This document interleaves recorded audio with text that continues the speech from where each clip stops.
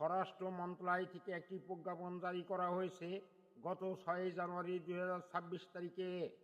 প্রজ্ঞাপনে বলা হয়েছে, আগামী 12 ফেব্রুয়ারি 2026 তারিখে অনুষ্ঠিত ত্রয়োদশ জাতীয় সংসদ নির্বাচন ও গণভোট 2026 অবাধ, সুষ্ঠু, নিরপেক্ষ ও শান্তিপূর্ণ করার লক্ষ্যে আইন শৃঙ্খলা রক্ষাকারী বাহিনীর সদস্যগণ নিয়োজিত থাকবেন।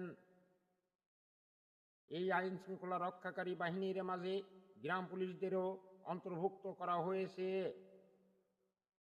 প্রজ্ঞাপনে আরও বলা হয়েছে, সকল আইন প্রয়োগকারী সংস্থা সততা ও নিষ্ঠার সাথে দায়িত্ব পালন করলেই সকলের নিরপেক্ষতা জনগণের কাছে দৃশ্যমান হবে।